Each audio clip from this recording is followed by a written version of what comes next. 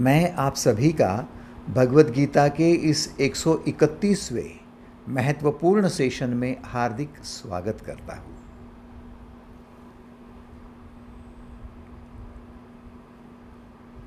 कई बार आपने शब्द सुना है महान विभूति।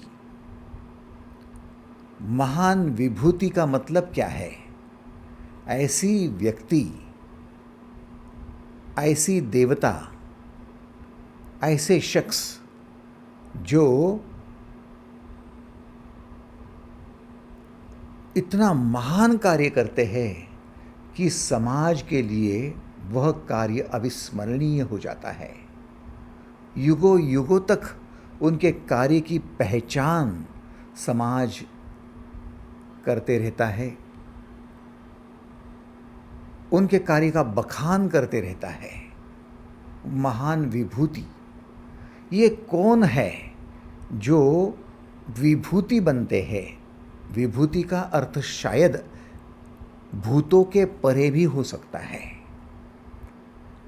कई प्रकार के भूत हम देखते हैं, जैसे मनुष्य है, प्राणी है, पंछी है, कीट है, पतंग है।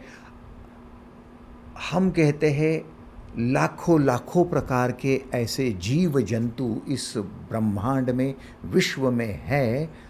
तो इन जीव जंतुओं से परे जो कोई ऊपर उठता है उसे विभूति कहा जाता है। भगवद गीता का 10वां अध्याय विभूति योग है।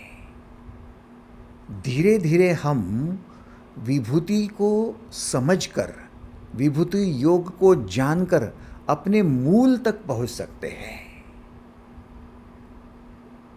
क्या है हमारा मूल? हमें रिटर्न जर्नी की एक सुव्यवस्था इससे हासिल हो सकती है।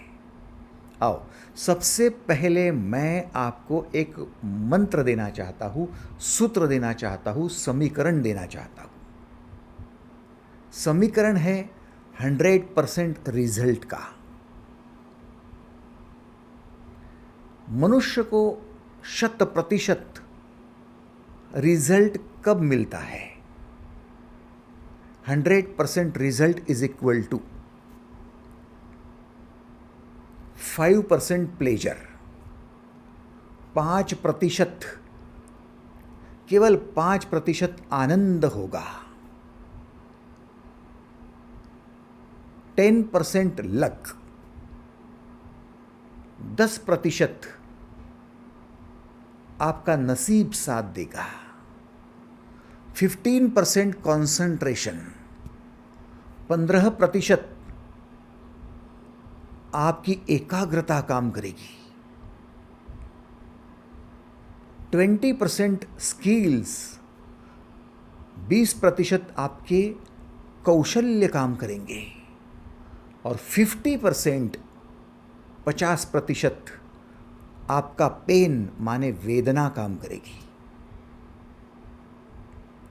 5% pleasure plus 10% luck plus 15% concentration plus 20% skills plus 50% pain is equal to 100% result. 50% वेदना, तब जाकर 5% आनंद है।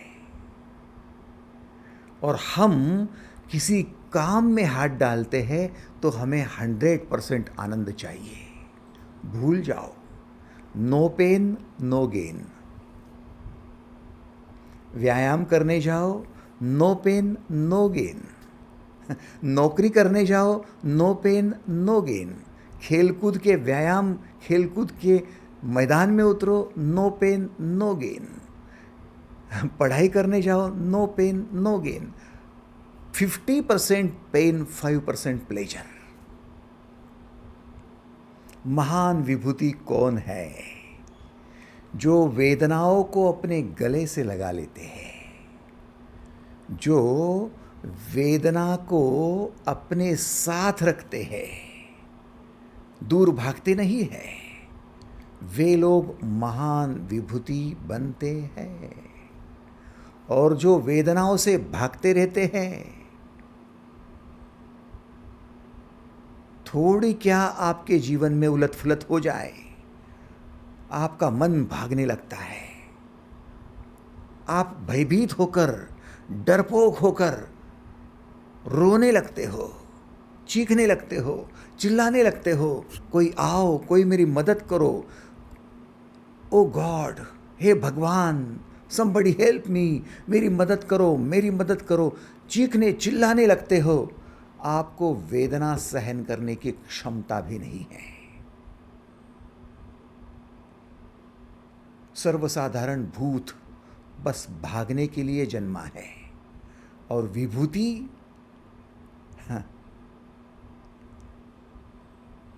विभूति इस विश्व को मार्गदर्शन करने के लिए जन्मा है।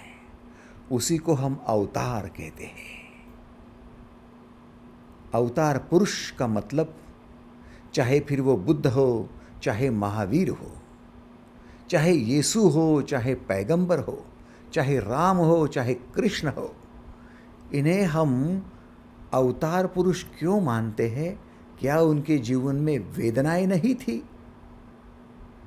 वेदनाएं तो आपके उतनी ही थी, बल्कि आपसे ज़्यादा थी, लेकिन वेदना से दूर न भागते हुए, वेदना को गले लगाते हुए उन लोगों ने 100% रिजल्ट आपके सामने प्रस्तुत किए हैं। वही उनका प्राकट्य, विभूति पद का प्राकट्य रहा है। ना हमारा कंसंट्रेशन ठीक है, ना हमारे स्किल्स अपडेट होते हैं, ना हम कभी वेदनाओं का साथ देने को तैयार होते हैं। बस हमें तो दो ही बातें आती है, हमारे पास आनंद हो, प्लेजर हो बस, और दूसरी बात कि हमारा नसीब साथ दे बस। किसी के पास कुछ दिखाई देता है तो हम कहते हैं नसीबवान है भाई, लकी पर्सन है, सब कुछ मिला हुआ है। उसकी वेदना आपको पता नहीं है। एक माँ को बेटा जरूर मिला, बेटा कामयाब भी हुआ, लेकिन माँ ने वेदना क्या सहन की है वो माँ से पूछना नहीं, वो तो उसी को मालूम है, वो बता भी नहीं पाएंगी। लेकिन बेटा भी कामयाब नहीं है और माँ भी कामयाब नहीं है, समझ लेना वो सुख के पीछे भागने वाले थे, इसलिए उनके जीवन में रिजल्ट नहीं दिख रहा है। आप समझने की चेष्टा करो। विभूति के लिए आपके हाथ तो जुड़ते हैं, आपका सर तो झुकता है। किसी महान विभूति के सामने जाकर आप लोटपोट हो जाते हो, आप जाकर उनके चरण छूते हो, उनके पैरों में मत्था टेकते हो। कभी ये नहीं सोचते कि उनकी वेदनाओं को उन्होंने कैसे गले लगाया, बस यही सोचते हो कि इस महान विभूति ने जो कुछ हासिल किया है उसमें से 1% 2% मुझे कैसा मिल जाए, आशीर्वाद कैसे दे दे मुझे, और मेरा बिगड़ा हुआ काम सीधा कैसा कर दे। बस बाबा जी आशीर्वाद दो, प्रभु आशीर्वाद दो, गुरु जी कल्याण करो, माता जी भला करो। What is this? आप उन महान विभूतियों के पास क्यों गए थे? कुछ मांगने के लिए? भिखमंगे हो आप, लाचार हो आप, दरिद्र हो आप, गरीब हो आप, संकटग्रस्त हो आप? हाँ भाई है, तो आपका संकट वो विभूति वैसे दूर नहीं करेंगी। विभूति ये बताएंगी कि 50% वेदना सहन किया हुआ, 20% मेरे स्किल्स को डेवलप किया हुआ, 15% मेरा कंसंट्रेशन बढ़ाता हुआ मैं आगे बढ़ रहा हूँ। कभी मिला तो 5% आनंद मिल जाता है, नसीब देता है साथ तो 10% देता है, बस 100% रिजल्ट यही मेरा कायम है।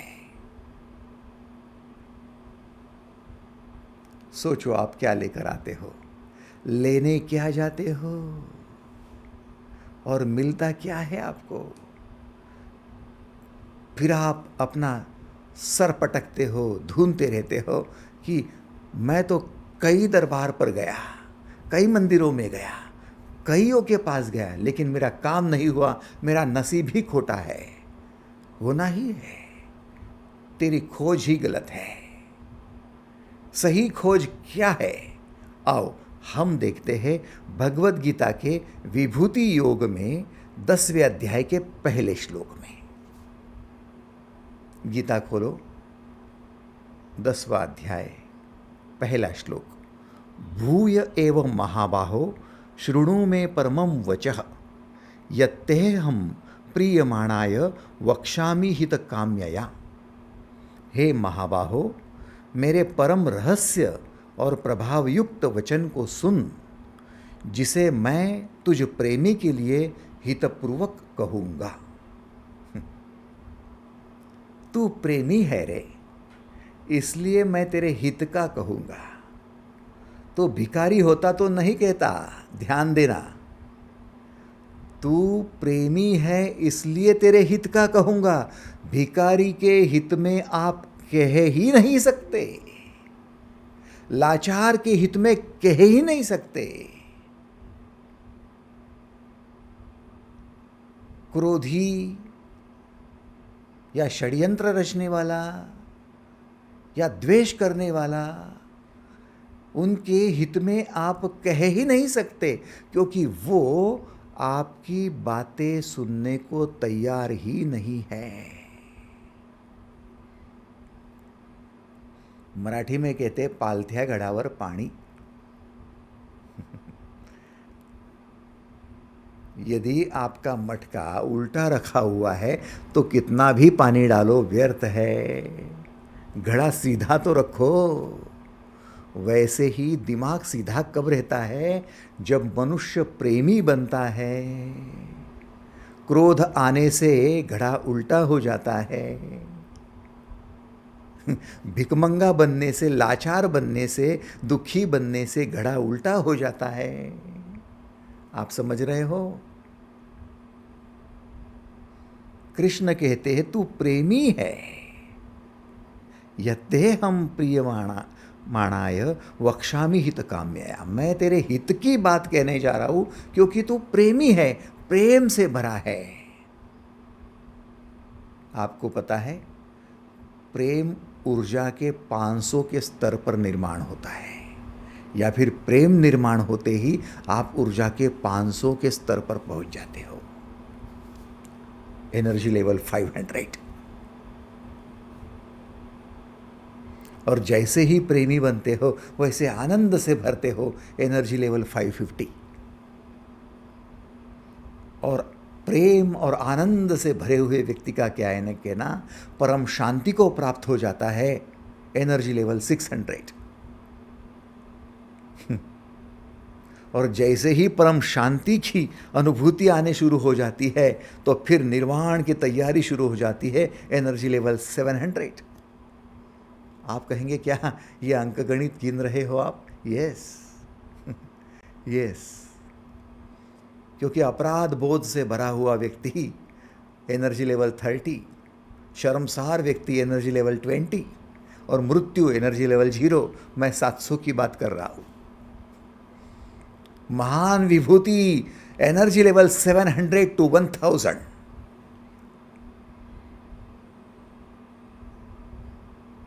और सर्वसाधारण भूत एनर्जी लेवल 100, मैक्सिमम 200। 100 पर भय है तो 200 पर साहस है। 75 पर दुख है तो 175 पर अहंकार है। 50 पर नैराश्य है तो 150 पर क्रोध है।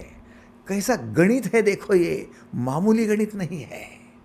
आप महान विभूति बनना चाहते हो तो क्या चाहिए? आपको प्रेमी बनना होगा। प्रेमी व्यक्ति को रहस्यमयी बातें समझ में आती है। रहस्यमयी बातें क्या है? 3 बातें रहस्यमयी बताऊंगा। कृष्ण कहते हैं, महाबाहो मेरे परम रहस्य और प्रभावयुक्त वचन को सुन।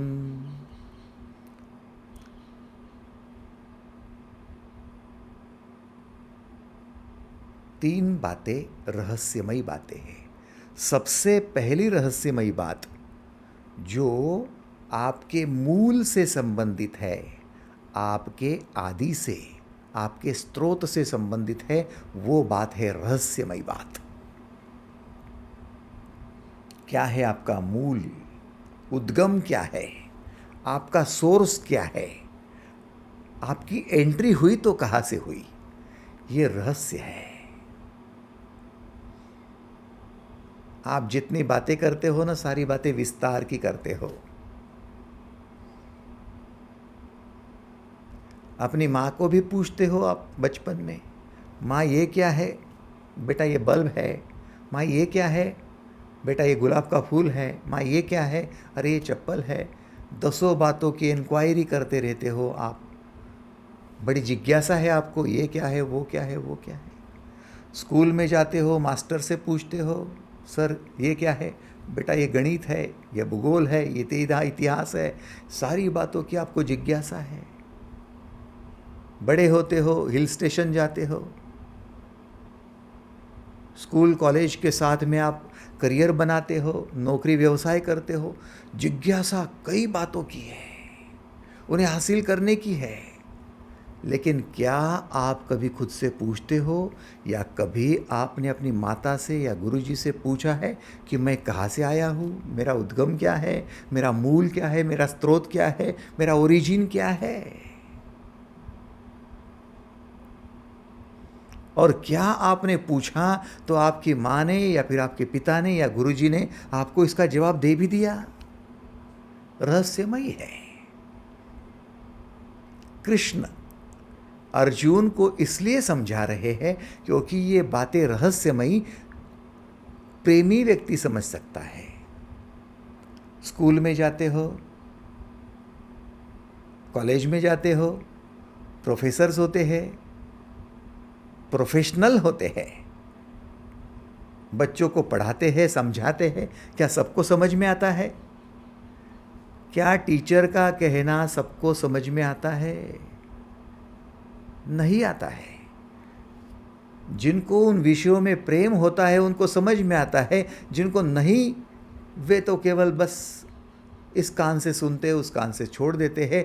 कईयों का तो ध्यान भी नहीं रहता कि क्या सुनाई दिया, वो भी समझ में नहीं आता। No concentration, no skill. समझ रहे हो आप? फिर जो बच्चे प्रेम से समझ लेते हैं वो उसका अभ्यास करने के लिए दिन रात मेहनत भी करते हैं। पेनफुल अभ्यास, 8-8 घंटे का अभ्यास हो रहा है। कंसंट्रेशन है, स्किल है, और साथ में वेदना भी है। फिर 100% उधर रिजल्ट भी है।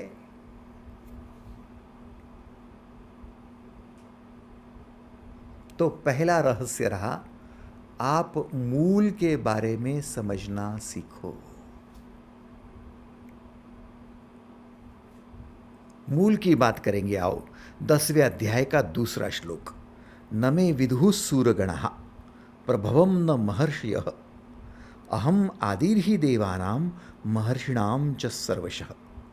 मेरी उत्पत्ति को, लीला से प्रकट होने को न देवता जानते हैं और न महर्षि जन, क्योंकि मैं सबका मूल हूँ, सबका आदि हूँ।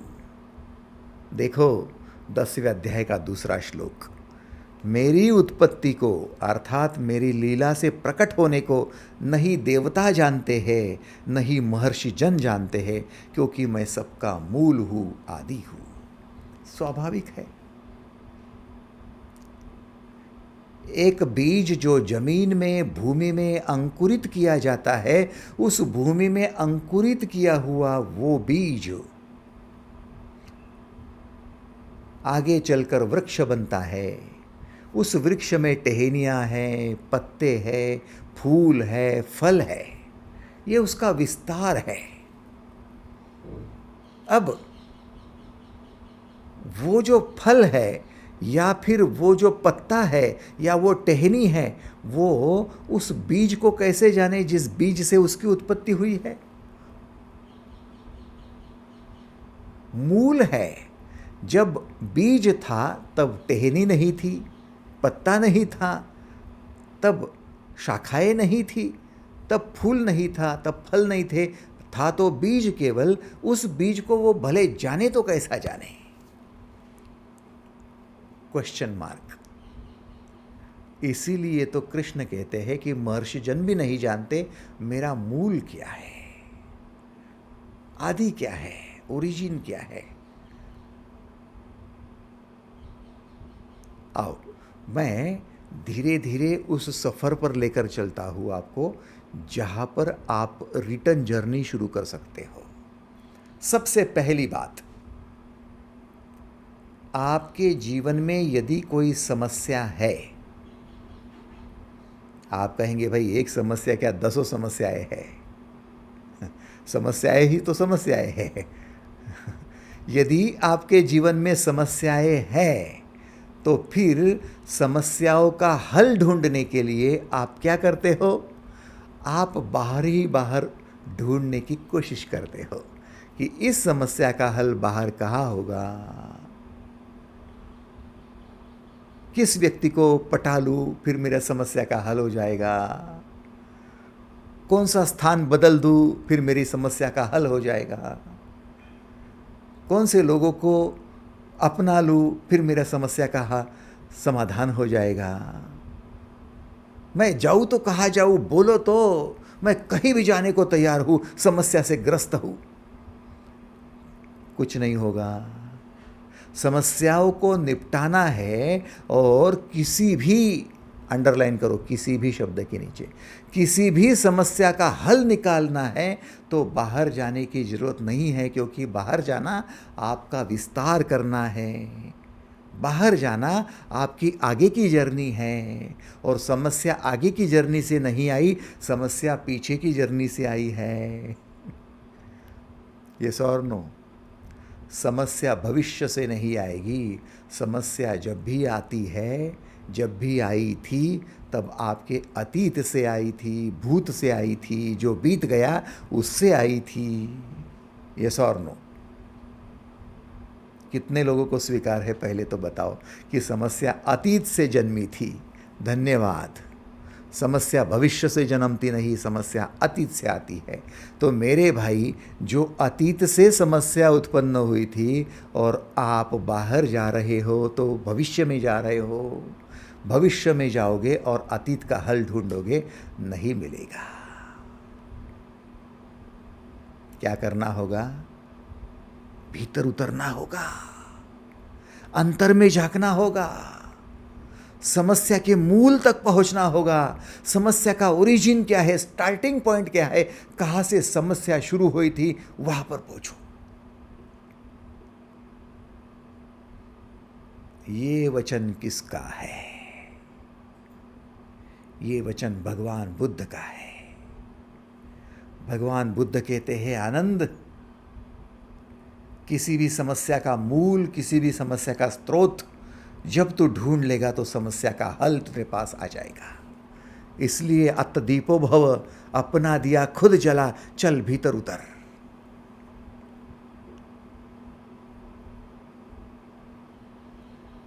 इसलिए गहराई में चल, और उसी को हम कहते ध्यान, मेडिटेशन। मेडिटेशन में उतरोगे तो क्या करना है? आपकी समस्या आई तो क्या करना है? आंखें बंद कर लेना है, आंखें मूंद कर भीतर उतरना है और ढूंढना है कि समस्या का स्टार्ट कहाँ से हुआ था। आपने देखा है पति पत्नी का झगड़ा, भाई भाई का झगड़ा, पड़ोसियों के साथ झगड़ा, जब भी कोई झगड़ा होता है तो झगड़े में मैं तू होती है। फिर मैं कुछ कहता हूँ, आप कुछ कहते हैं, फिर मैं कहता हूँ, फिर आप कहते हैं। कहते कहते कहते इतनी अनाप शनाप बातें शुरू हो जाती है कि जो मूल समस्या थी, किसके कारण झगड़ा शुरू हुआ था, वो दोनों भूल जाते हैं और भलते ही किसी और चीज़ पर, मुकाम पर पहुंच जाते हैं। 2 घंटे आपका झगड़ा चल रहा है और कोई समझदार व्यक्ति आपके बीच में आया और अभी जिस बात पर आप बहस कर रहे हो उसने याद दिलाई कि शुरुआत कहाँ से हुई थी, तो आपको आश्चर्य होगा कि शुरुआत तो कुछ और ही थी, हम बहस कुछ और ही कर रहे हैं। यस और नो, यस और नो। पति पत्नी के झगड़े में अभी हाल ही में बस उसके शर्ट के बटन टूटा हुआ है या उसको अपने रखी हुई डायरी नहीं मिल रही है, उससे लेकर जब मैं ते तू शुरू हो जाती है सुबह सुबह और झगड़ा लेकर कहाँ तक चला जाता है, मैं अभी से नहीं 25 साल से आपको जानती हूँ। 4 साल पहले भी ऐसा ही आपने मुझे तकलीफ़ दी थी और मैं मायके चली गई थी, और फिर मायके गई थी तो क्या क्या किया था वो पति पढ़ता है और ये पत्नी अपना हिसाब जोड़ती है। झगड़ा कहाँ लेकर जाता है, उसको क्रोध आता है, वो एक थप्पड़ मारता है और ये गिनाती है कि तुमने कितनी बार मुझे थप्पड़ मारी है।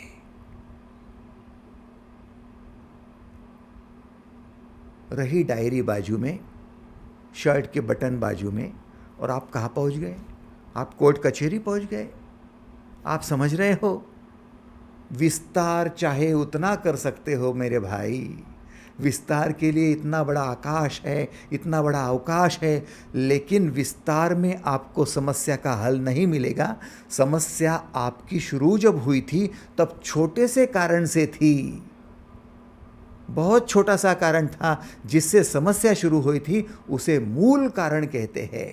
एक है मूल कारण और दूसरा है राजकारण।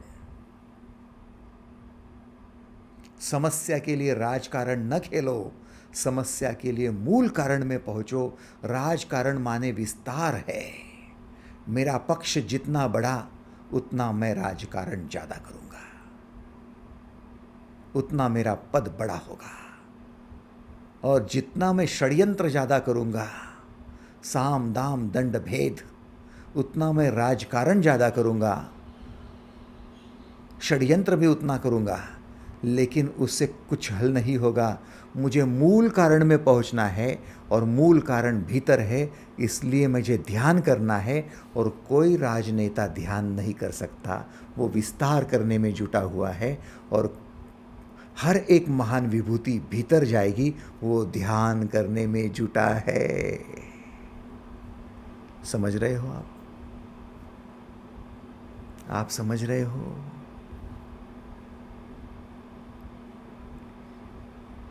भूय एव महाबाहो शृणु मे परमं वचः यत्तेहं प्रीयमाणाय वक्ष्यामि हितकाम्यया। मैं परम रहस्य और प्रभाव युक्त वचन कहने जा रहा हूँ क्योंकि तू प्रेमी है और मैं तेरे हित में कहने जा रहा हूँ। तो पहले हित की बात समझ लो। आपके हित का उपदेश आपके लिए है। यदि आप महान विभूति बनने को तैयार है तो सर्वसाधारण भूत बनकर ऑर्डिनरी कीट पतंग जैसे, मामूली प्राणी पंछी पशुओं जैसे रहना है, उसके लिए नहीं है। भिखमंगों के लिए नहीं है, लाचार दरिद्र के लिए नहीं है, मांगने के लिए नहीं है। ये प्रेमी के लिए है जो अपने भीतर उतरने को तैयार है, मूल को ढूंढने को तैयार है। किसी भी समस्या को यदि ढूंढना है तो आंखें बंद करके भीतर उतरना। आप चिंताओं से ग्रस्त हो, आप गरीबी से ग्रस्त हो, आप क्रोध से ग्रस्त हो, आपके जीवन में जो भी उलट-फुलट हुई है, जो भी दुख आया है, जो भी दरिद्रता आई है, आप भीतर उतरो और केवल ढूंढो कि मेरी शुरुआत कहाँ से हुई थी। शुरुआत कहाँ से हुई थी? क्रोध आया तो कहाँ से आया था? क्या मैं ईर्ष्या से भर गया था? क्या मैं द्वेष से भर गया था? क्या मैंने षड्यंत्र रचे थे? क्या मैं स्वार्थी बन गया था? क्या मैंने किसी को धोखा दिया था? क्या हुआ था? Let me find out. मुझे तो ढूंढना होगा। और जब आप अपने मूल तक पहुंचो, गहराई में उतरो, आपको कल की बातें याद आएंगी, परसों की आएंगी, पिछले साल की आएंगी, बचपन की आएंगी। आपको वो सारी बातें उजागर होना शुरू हो जाएगी, क्योंकि आप ही की वो यात्रा है। और जब भीतर उतरोगे और मूल को पकड़ लेंगे, तब तक किसी से चर्चा नहीं करना, गोपनीय रखो। आप अपना मूल ढूंढने जा रहे हो, गोपनीय रखो। जब आपको पकड़ में आएगी बात कि हाँ, यहां से गलती शुरू हो गई थी, यहां से मैं भटकना शुरू हो गया था, यहां से डिस्ट्रैक्ट हुआ था, गाड़ी पटरी से यहीं पर उतरी थी, एक बार समझ में आई, अब दूसरी गलती मत कर लेना, पश्चाताप मत कर लेना कि मैंने ऐसा क्या कर लिया, मैंने ही अपना नसीब फोड़ लिया, मैंने ही खुद की पैर पर कुल्हाड़ी मार ली। नहीं, अब रोना नहीं है, चीखना नहीं है, पश्चाताप नहीं करना है। अब क्या करना है? अब दूसरे रहस्य पर उतराना है। दूसरा रहस्य क्या है? जो हमारा अनुभव नहीं है, लेकिन हमें वहां पहुंचने की प्यास है, उस प्यास के लिए प्यासे हो जाओ। अर्जुन, पहला रहस्य है अपने मूल तक पहुंचो।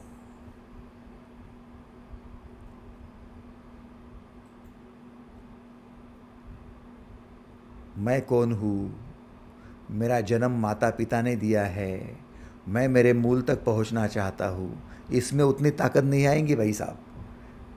आपकी ताकत कहाँ आती है? आपकी समस्याओं में आती है, क्योंकि समस्याओं से परेशान रहते हो, और समस्याओं से बाहर निकलने के लिए आप जितने व्याकुल होते हो और जितने कंसंट्रेट करते हो उसमें से निकलने के लिए, वहाँ पर आप मूल में पहुँचने के लिए ज़्यादा फायदेमंद होगी, जल्दी पहुँच जाओगे।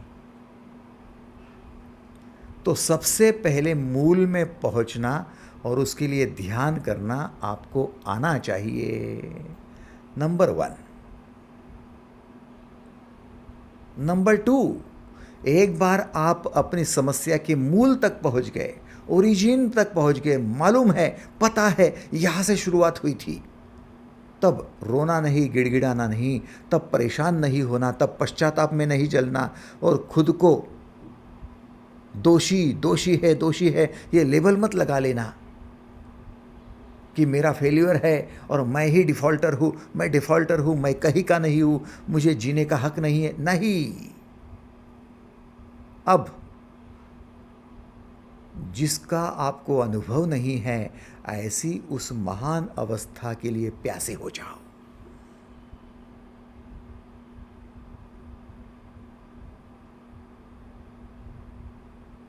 आदमी जब गलती कर सकता है तो आदमी गलती को सुधार भी सकता है।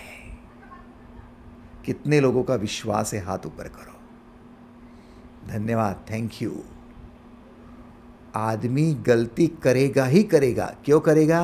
बोले गलतियों का तो पुतला है आदमी, आदमी नहीं करेगा तो क्या भगवान करेगा? तो क्यों करता है? बताओ ना। इसलिए करता है क्योंकि उसका ध्यान विस्तार की तरफ होता है, मूल की तरफ नहीं जाता है। चलो आज मैं आपको सत्य बता ही दूं कि मनुष्य गलती क्यों करता है। मनुष्य से गलतियां तब होती है जब मनुष्य विस्तार की तरफ निकलता है। जब तक आपकी कार पार्किंग में खड़ी है भाई साहब, उस कार से एक्सीडेंट नहीं हो सकते, लेकिन वो कार विस्तार के लिए निकली है, सफ़र पर निकली है, यात्रा पर निकली है, और वो कार एक जगह से दूसरे जगह जा रही है 100 किलोमीटर, 200, 500, 700 किलोमीटर, तब जाकर चांसेस ज़्यादा है, एक्सीडेंट होने के चांसेस ज़्यादा है। या तो आप क्षतिग्रस्त हो सकते हो, या तो फिर दूसरे को आप अपघातग्रस्त बना सकते हो। यस और नो? जब विस्तार के लिए निकलते हो, सफ़र पर निकलते हो, तो गलतियां स्वाभाविक है। लेकिन दूसरी गलती हमारी क्या हो जाती है, सफ़र पर निकलते तो है लेकिन बस विस्तार विस्तार और विस्तार में ही ध्यान देते हैं, कभी जाकर रिटर्न जर्नी करके मूल में ध्यान भी नहीं देते। विभूति कौन है, समझदार कौन है, जो बाहर विस्तार के लिए तो निकला है, अवतार लेकर तो आया है, लेकिन अपने मूल को नहीं भूला है, अपने स्रोत को नहीं भूला है। इसलिए तो मेरे भाई 24 घंटे में से 12 घंटे आपको घूमने के लिए है। जाओ बाजार जाओ, दुकान जाओ, घूमो, आप ऑफिस में जाओ, दफ्तर में जाओ, हाँ, बिजनेस में जाओ, व्यवसाय में जाओ, रिश्तेदारों में जाओ, सहेलियों में जाओ, जाओ कहीं भी जाओ, लेकिन रिटर्न में आकर 12 घंटे 8 घंटे 7 घंटे नींद में सो जाना है।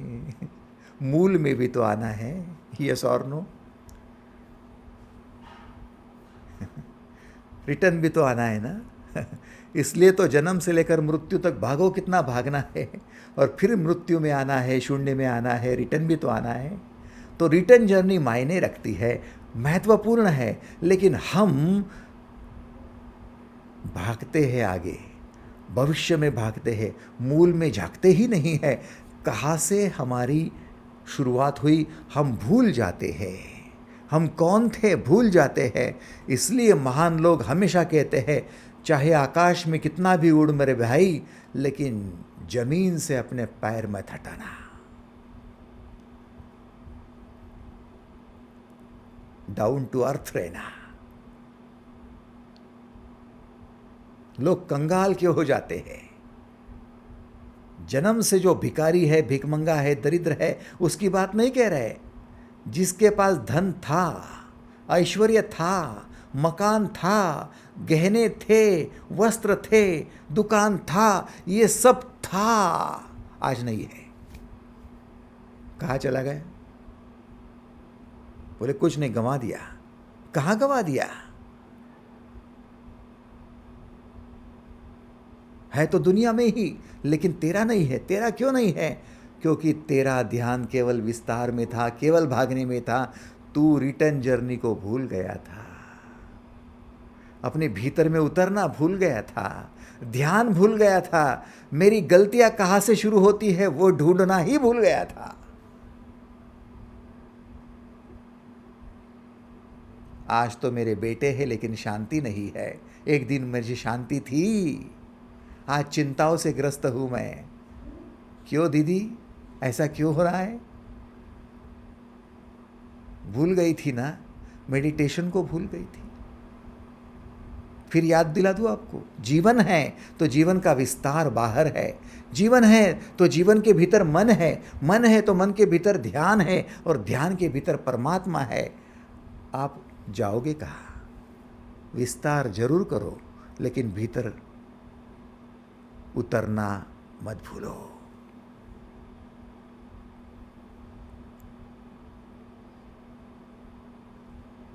तो फिर उतर गए आप।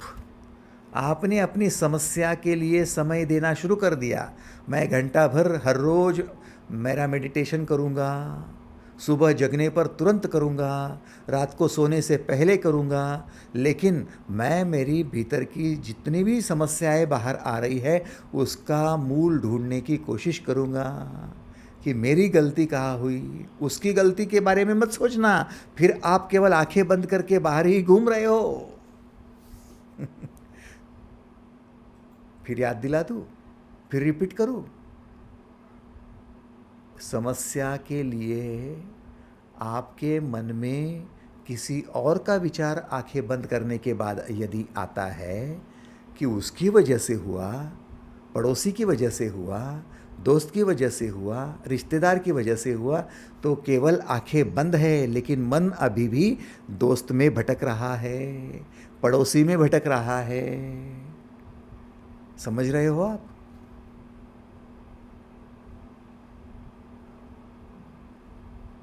ध्यान में उतरने का मतलब अपने में उतरो।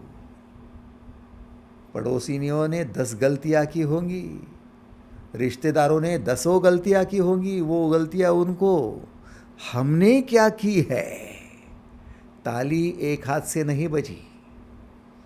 हमारा पैर कहाँ से फिसला, हमारी जुबान कहाँ से फिसली, हमारी आंखें कहाँ गलत दिशा में चली गई, हमारे कान क्या सुनने के लिए व्याकुल हो गए थे, हमारा स्पर्श गलत कहाँ हुआ, हमने क्या किया, वो ढूंढो।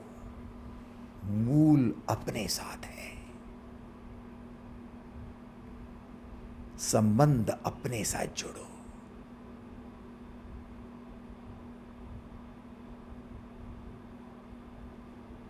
एकटा जीव सदाशिव, अकेले के साथ जुड़ जाओ, भीतर में शिव उत्पन्न होगा। क्या है शिव? जिसकी प्यास है, उस प्यास के लिए तड़प शुरू हो जाएगी। एक बात मैं आपको बता दूं, एक बार यदि मुझे मेरे गलती का एहसास हुआ ना कि ये गलती मैंने की है, तो मैं खुद उसको सुधारने के लिए बिना किसी के बताए, बिना किसी के सपोर्ट के शुरू हो जाता हूँ, काम में लग जाता हूँ। बस पता हो जाए कि ये गलती मेरी है, यस और नो।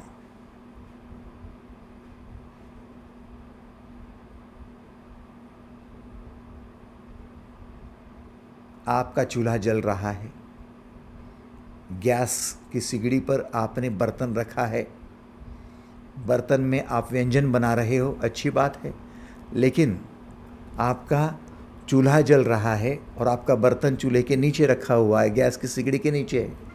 कितनी भी आग उगले, आपकी व्यंजन नहीं बनने वाले। गलती आपकी है। उस बर्तन को उठाओ, ऊपर रखो। क्या ये किसी के बताने की ज़रूरत है कि आप गैस के ऊपर बर्तन को रखो या नीचे रखो? आप कहेंगे क्या इतने में बुद्धू है हम, इतने में समझ नहीं है? तो मेरे भाई, जैसे कि अग्नि के ऊपर बर्तन रखने की आपको सलाह देने की ज़रूरत नहीं है, ठीक उसी प्रकार से आपके जीवन में उद्धार करने के लिए किसी और व्यक्ति की ज़रूरत नहीं है। आप अपनी समस्या को अपने भीतर उतर कर झाँको और अपनी प्यास, जो दिव्य अनुभूति की है, वो जगाओ, वो जगाओ। एक बात पक्की समझ लो, जिसकी प्यास जग गई, वो प्यास बुझाने के लिए निकल पड़ेगा और वेदना 50% तक सहने को तैयार हो जाएगा। रिजल्ट 100%। 5% प्लेजर, 50% वेदना। गणित है जीवन का। और आपको सबसे ज़्यादा वेदना कब होती है मालूम है? समस्याओं का हल जब अपने भीतर उतर कर ढूंढते हैं ना, तब सबसे ज़्यादा वेदना होती है। क्योंकि समस्याओं के लिए किसी और को जिम्मेदार ठहराना बड़ी सीधी बात है भाई साहब, आसान है। क्यों? आपके जीवन में गरीबी क्यों आई? अरे वो भाई की वजह से आई ना, वो बहन की वजह से आई, वो पति की वजह से हुआ, वो बेटे की वजह से हुआ। दिखा उसको उंगली, दिखा उसको उंगली, दिखा उसको उंगली। बहुत इजी है। क्यों? तू जिम्मेदार नहीं है? नहीं, मैं तो क्या है, मैं तो सब अच्छा ही करता रहा, मेरी क्या गलती है? नहीं, तेरी गलती नहीं है, क्योंकि गलती मेरी है कहने पर तुझे वेदना होती है, और वो वेदना तू नहीं सह सकता। प्रॉब्लम तेरी वेदना का है, समस्या से भी बड़ा। कितने लोगों को स्वीकार है? हाथों पर करो। धन्यवाद। वेदना सहन कर, प्रसूति हो जाएगी। बेटा चाहिए ना, मां बनना है ना, तो लेबर पेन सहन कर, डिलीवरी का पेन सहन कर। जितनी वेदना होगी होने दे, लेकिन रिजल्ट आपको अपत्य की प्राप्ति होगी। मां कहने वाला मिल जाएगा।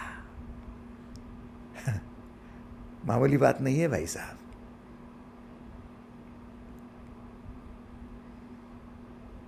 गर्भ को पालने में, संभालने में वेदना है, और गर्भ की प्रसूति करने में भी वेदना है, वैसे ही भीतर उतरने में वेदना है, समस्याओं का हल ढूंढने में वेदना है।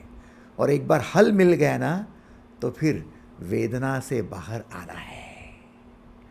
फिर दूसरा रहस्य प्रकट होगा। जो आपकी प्यास है, भले अनुभव नहीं है आपका, लेकिन उस प्यास को बुझाने के लिए आपकी यात्रा है। तो विभूति कौन ठहरे? कौन है दिव्य? जो अपने भीतर उतरकर मूल को पहचानते हैं और मूल के साथ अपनी यात्रा शुरू कर देते हैं, मूल को न भूलते हुए यात्रा करते हैं, वे ही लोग विभूति बनते हैं। जो अपने पैर जमीन से छोड़ देते हैं और आकाश में उड़ते हैं, वे लोग अहंकार से भर जाते हैं। मैं बड़ा ग्रेट हूँ, मैं बड़ा महान हूँ, मैं किसकी मानता हूँ, मैं किसकी सुनता हूँ। कोई कहने जावे, कोई समझाने जावे तो उस पर संशय करता है कि इसे हमारी भलाई देखी नहीं जाती, अच्छाई देखी नहीं जाती, हमारी उन्नति देखी नहीं जाती। लेकिन वो शेख चिल्ली पेड़ से धड़ाम से गिर जाता है। पता है ना आपको, शेख चिल्ली जिस डाली पर बैठा था उसी को काट रहा था। रास्ते से जाता हुआ राहगीर बोला, अरे शेख चिल्ली गिर जाएगा ना, पागल है क्या, पेड़ को काट रहा है। शेख चिल्ली ने कहा, अरे मूर्ख, जाना अपना काम करना, मैं कितना व्यस्त हूं दिखता नहीं क्या। थोड़ी देर में सचमुच वो टहनी टूट गई, क्योंकि जिस पर बैठा था वही टहनी काट रहा था। गिर पड़ा धड़ाम से। अब धड़ाम से जब गिर पड़ा, तब गिरने के बाद अपनी गलती का एहसास करने की जगह, भीतर उतरकर समस्या का मूल ढूंढने की जगह भागा उस राहगीर के पीछे। थोड़ी दूर लंगड़ते लंगड़ते जैसे ही गया, और वो राहगीर जैसे मिला उसके पैरों को पकड़ा, जम से पकड़ लिया।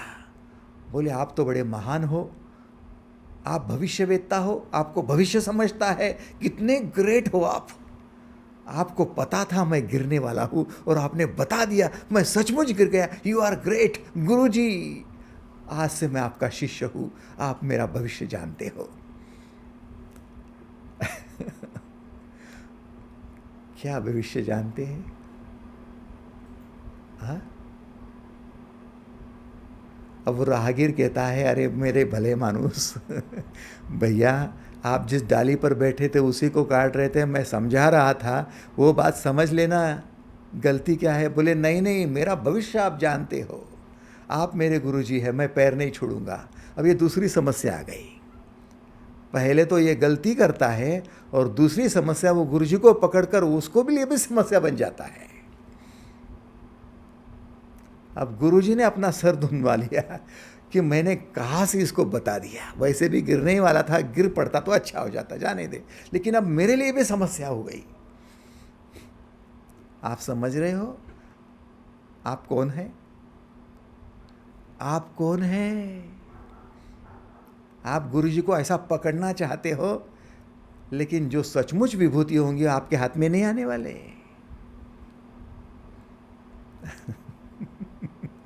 गुरुजी, आप हमारा भविष्य जानते हो।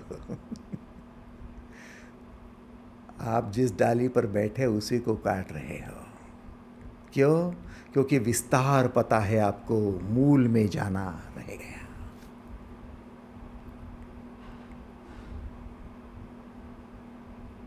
तो ये दो बातें महत्वपूर्ण, और आखिरी की बात समझ लो। भगवद गीता के 10वें अध्याय के 3रे श्लोक में चलो, विभूति योग के। यो मामजम अनादिम च वेत्ति लोकम महेश्वरम असमूढ़ सम्मर्तेषु सर्व पापै प्रमुच्यते।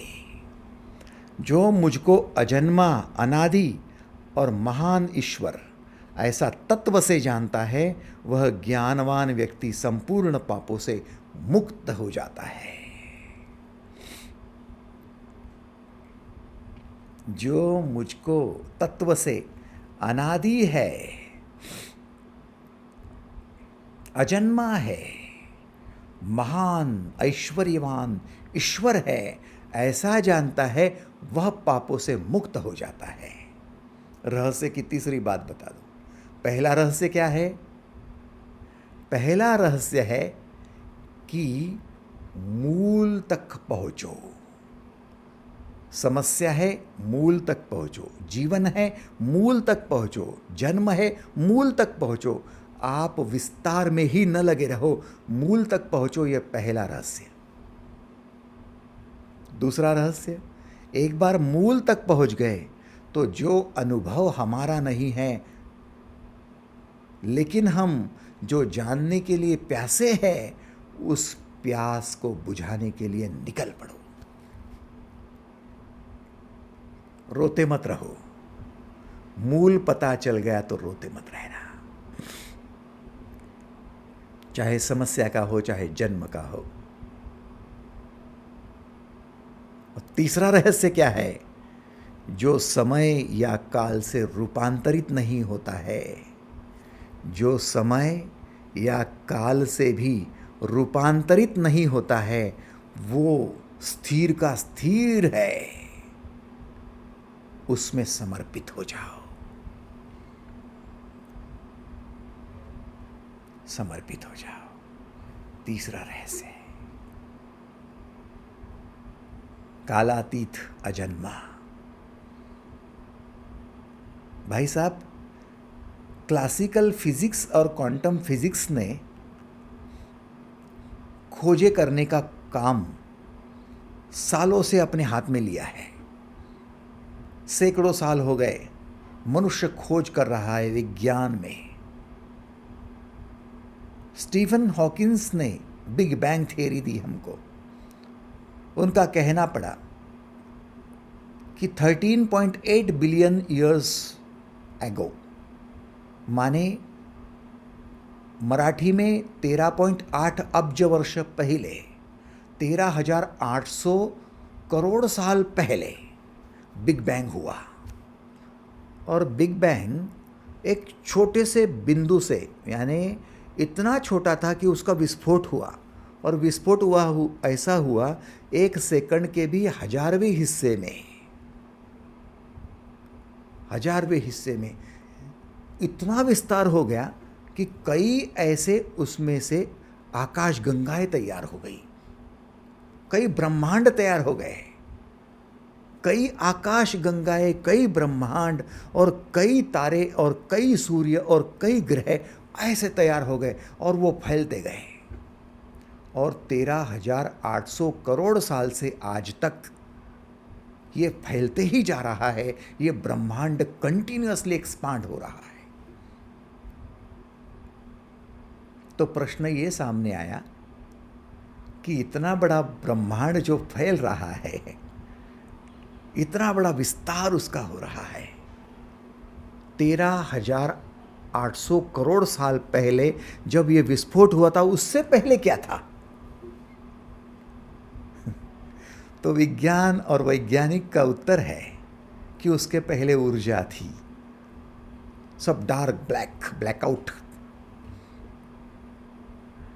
तो ऊर्जा से पहले क्या था? बोले नहीं, energy can not be created, can not be destroyed.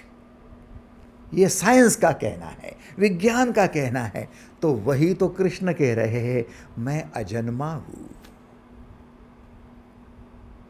मैं ऊर्जा हूं, मैं एनर्जी हूं। और ऊर्जा का कोई स्रोत, ऊर्जा का कोई ढूंढने जावे, वो अजन्मा है। तो फिर कैसे ढूंढे? आप अपना मूल ढूंढ सकते हो, क्योंकि प्रकट हुए हो। लेकिन जो अप्रकट है उसका मूल कहाँ है? वो फॉरएवर है, अनादि है, हमेशा के लिए है। आप प्रकट को ढूंढते ढूंढते अप्रकट में पहुंच जाओगे और अप्रकट में फॉरएवर रह जाओगे। मोक्ष में पहुंच गए, एनर्जी लेवल 1000।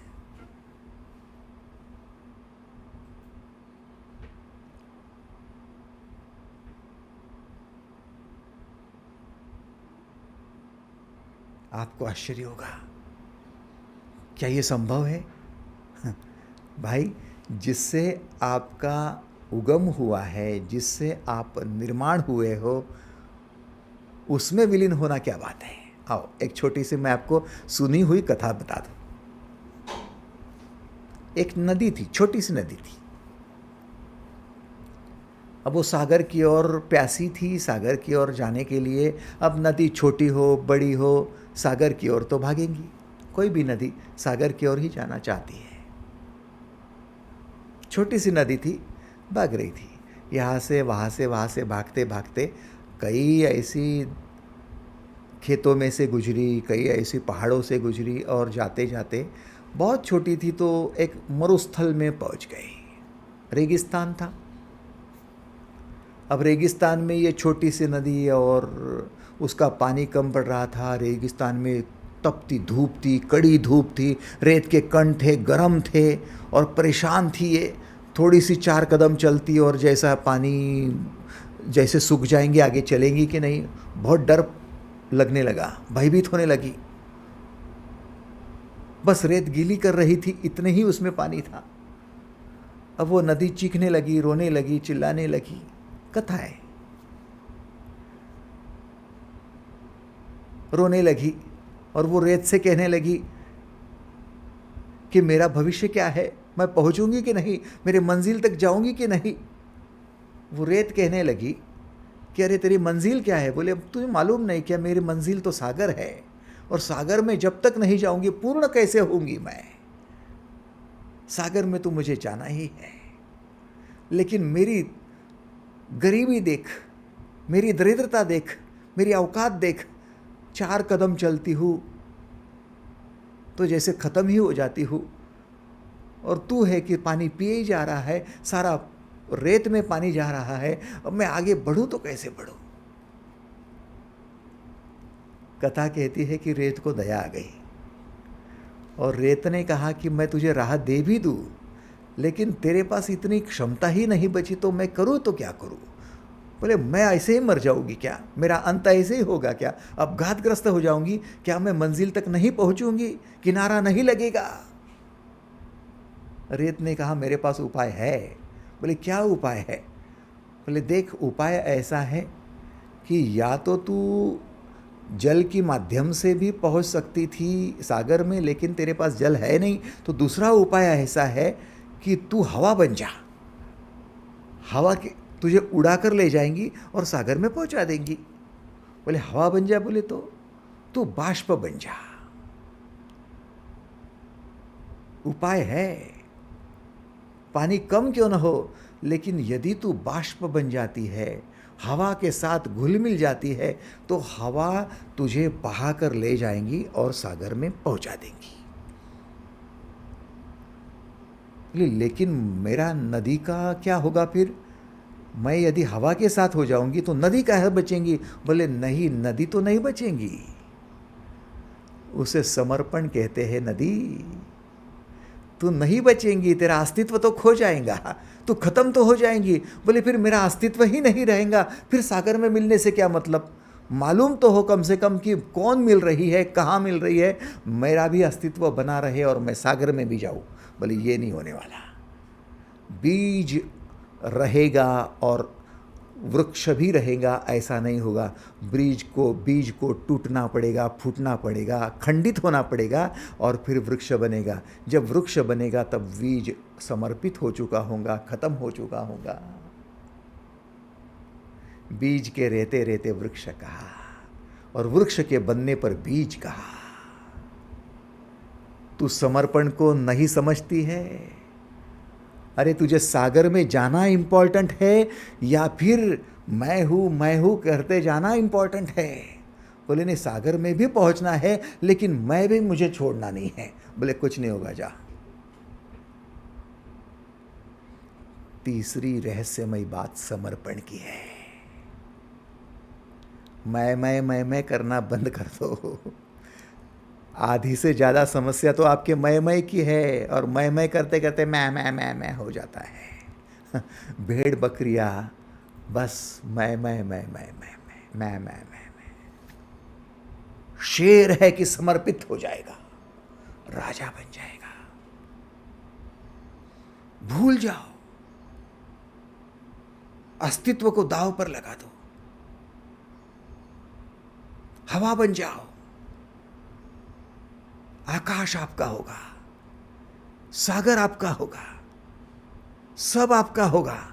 लेकिन आपका हो गया ये कहने के लिए आप ही नहीं बचेंगे, बस आप सागर बन जाएंगे, दैट्स ऑल। तीसरा रहस्य है, महान विभूतियां कभी भी मैं नहीं कहती। ध्यान देना, ये बुद्ध है, ये यीशु है, ये पैगंबर है, ये महावीर है, ये कृष्ण है, ये राम है, इनके लिए मैं कोई मायने नहीं रखेगा, समर्पण मायने रखेगा।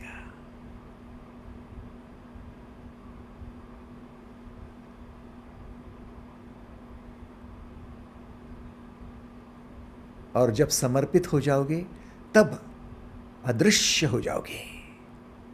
आपके दृश्य होने का मतलब ही है आप समर्पित नहीं हो।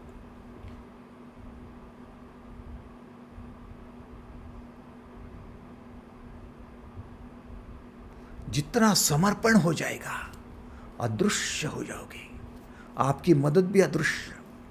मैं आपको 10 रुपए दे रहा हूं, देने वाला भी दिख रहा है और 10 रुपए भी दिख रहे हैं और लेने वाला भी दिख रहा है, सारा कुछ दिख रहा है, कोई समर्पण नहीं है। लेकिन मैंने 10 रुपए जिसको दिए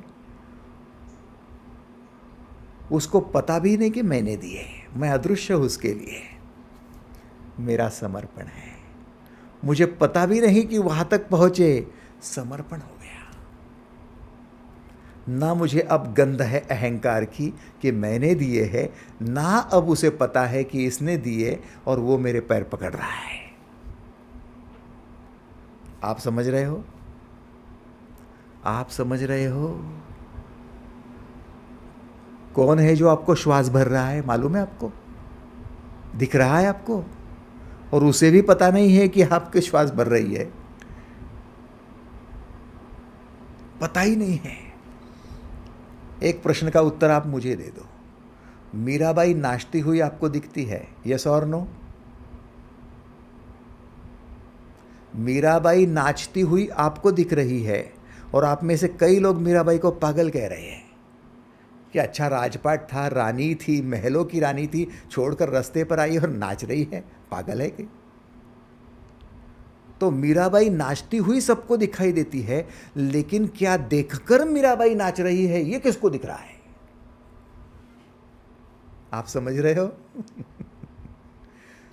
मीराबाई नाचती हुई आपको दिख रही है, लेकिन क्या देखकर मीराबाई नाच रही है ये आपको दिख रहा है क्या?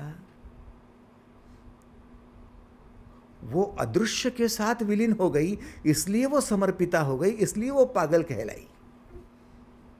आप नहीं समझ पाओगे क्योंकि आप समर्पित नहीं हो, है ना? कबीर ताना बुन रहे हैं, कबीर धुन गुनगुना रहे हैं। कबीर की धुन आप सुन सकते हो, लेकिन क्या देखकर कबीर धुन बजा रहे हैं मालूम है? नहीं। यही तो विशेष बात है। बुद्ध को देखकर आप खुश हो जाते हो कि बुद्ध ध्यान कर रहे, राजपाट छोड़कर ध्यान कर रहे, महावीर राजपाट छोड़कर ध्यान कर रहे, लेकिन क्या देखकर ये ध्यान कर रहे हैं आपको क्या मालूम? अदृश्य के साथ जुड़ जाओ, नहीं तो बेटा बेटा बेटा, बेटी बेटी बेटी, बहू बहू बहू, भाई भाई भाई करते रहो, कहीं समर्पण नहीं है, परेशान होते रहोगे। पता तक नहीं चले कि किसके लिए गया और पता तक नहीं चले कि किसने दिया।